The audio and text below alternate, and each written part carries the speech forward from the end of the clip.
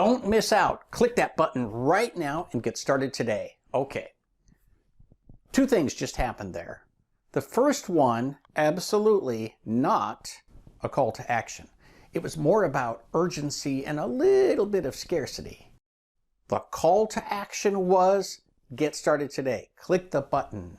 Fill out the form, right? All that kind of stuff. One of the most important things that your marketing must do and your sales absolutely must do is have a clear call to action. Welcome to episode 28, the call to action. Obviously, our phrase of the day is call to action. A call to action is a clear request for your prospect to move to the next level in your funnel. I hope you have a big funnel.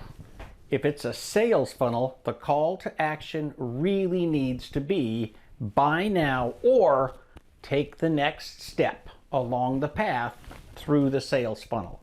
So set up a meeting, request a quote, respond to the quote, right? You got to pull people through the funnel. If it's marketing, well, marketing is easier because it doesn't have to pay for itself. Remember, marketing has to be measured, but it can't pay for itself. So marketing includes things like open the envelope, see what you're missing, click it here on the form, download the sample, right? All kinds of calls to action can be in your marketing system. Eventually, you're going to get people to go into your sales funnel. And then the call to action has to be moving people through the sales funnel. So here are 6 or 7 things you need to know about your call to action. The first 3 things are very closely tied to each other, so I'm going to introduce them all, 1, 2, 3, and then we're going to talk about them. Thing number 1, every piece of your marketing or sales funnel must have one clear primary call to action.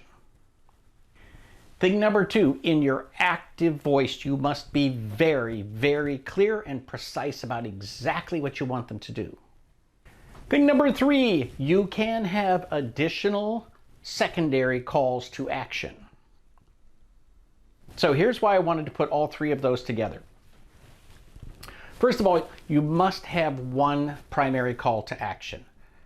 I have browsed around the internet, and every once in a while I come to a page where I think, what do they want me to do?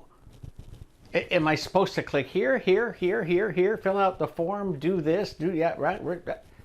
If you have 6 calls to action, you are confusing your visitor.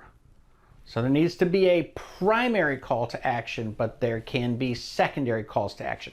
Now, in terms of design, think about, my favorite example is always a door. Why do doors need signs that say pull or push? The answer is very simple. They're very poorly designed. With a well-designed door, you know exactly what you're supposed to do. Whether it's pull or push, it's super clear what you should be doing. All those other doors that are unmarked, it's because they are not well designed. So your marketing must be well designed. It must be obvious where you want me to click, which form you want me to fill out. What do you want me to do? Make it clear. Now, it's possible to have a page with, say, 3 different calls to action, but it should be pretty clear that all of them focus on the primary call to action and advance what you want that visitor to do. Similarly, with a letter, you can have a 1-page letter, a 5-page letter, a 20-page letter, the long sales letter. Doesn't matter, but that letter should have one primary call to action. It might have some secondary calls to action. That's totally okay. But it should be super clear to every reader exactly what you want them to do first. Hey, let's get started with this. You might even say at the end, if you've decided not to do that, at least stay on my mailing list. Something like that is a secondary call to action, but it draws attention to the fact that they're not responding to the primary call to action. So, you need to have one primary call to action. You can have some secondary calls to action, but all of them should be designed, whether it's in print or on a website, to lead the visitor exactly where you want them to go. It should be crystal clear in your design what you want the visitor to do or to click on. Number 4, just a note about marketing materials, handouts, that kind of stuff. Marketing material that's cute and has no call to action, it might make people feel like going to outer space, but it's not useful. So be leery of marketing materials that don't have a call to action. You got to print it on there somewhere, visit our website, go see us, do something. Now, having said all that, if you've got a booth and your goal is to get people to come into your booth so that you can hit them with the real marketing materials, with the real sales pitch, then a cute giveaway that gets them in the booth, super, super cool. Remember, everything's got to do its job. So if the job of the squeezy toy is to get people in the booth, okay, you get a pass. But I would much prefer that your handouts and your giveaways have a call to action. The call to action doesn't necessarily have to be on the giveaway. It can accompany the giveaway. I love to write letters and say, hey, I'm including something just for fun. And here's what I want you to do. Come to my website, get on my newsletter, so forth and so on. That way, you always have a call to action and you still put your name and website on the giveaway. Thing number 5, you can stack calls to action throughout your funnels, both your sales funnel and your marketing funnel. What do I mean by stacking calls to action? Well, remember episode 6, we talked about how every single piece of your process has to have a purpose and it has to work, which means you start with, for example, a letter. You start with a letter and that letter has to work. And then it sends people to your mailing list. The mailing list has to work. It sends people to your website. Your website has to work. It sends people to buy now or at a minimum, test drive the product, download a sample, set up a meeting, right?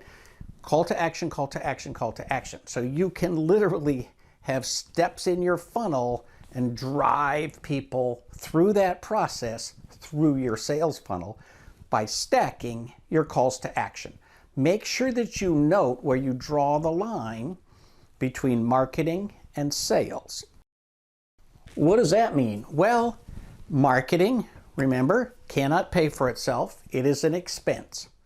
So if you have marketing, let's say on Facebook or LinkedIn that says, hey, visit our website, find out some information, da-da-da-da-da, right? Nice, clear call to action, sends you to the website. That's all marketing material. But then if the website says, buy now, that's sales. And that needs to pay for itself. If you, instead of having marketing that says, hey, come visit our website and learn lots of good stuff, that's all marketing.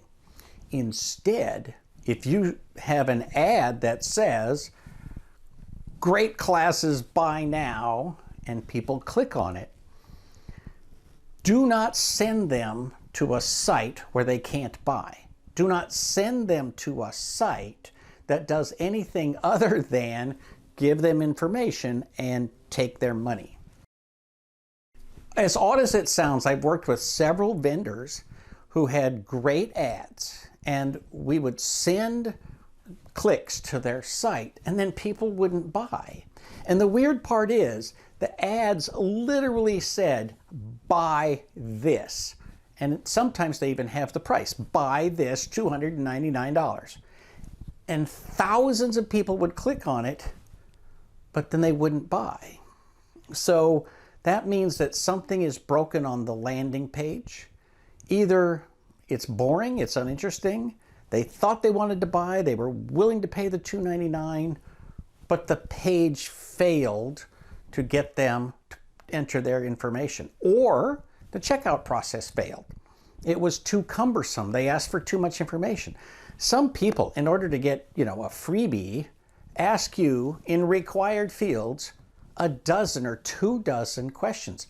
Some literally have 100 questions just to get a freebie. So be careful that you actually analyze each piece of your process. If you've got a bunch of traffic that suddenly gets cut by 99%, the page or the action step that made that cut happen is not working for you, and it must. Do stack your calls to action, but also measure every piece of your funnel process and know the line between sales and marketing funnels. Finally, thing number 6, and this is just sort of a wrap-up. You must be clear and concise. Your call to action must be clear and concise. There cannot be ambiguity. Do you want me to click here or click there? Would you rather I get on a mailing list or fill out the form? What do you want me to do? Make it as clear as possible. At the end of these videos, I always have a thing that says call to action, and then it says da-da-da-da-da-da. Now, the call to action at the end of this video is literally to pump up the social media. Like it, share it, join the list, visit our website, right? Da-da-da-da-da. All of that is a unified call to engage in social media. Once you get to my website, then there's a nice little button that says upgrade, and you can browse around, you get all kinds of information. All of it serves the larger purpose. But the button that says upgrade, buy your premium stuff, engage at a higher level, never goes away. I hope you have a great call to action and you have a great week and make lots of sales. For the Cheeky Sales Coach, this is Karl Palachuk, wishing you the best of luck in everything you do. Call to action. Like, subscribe, and ring that bell so you won't miss a thing.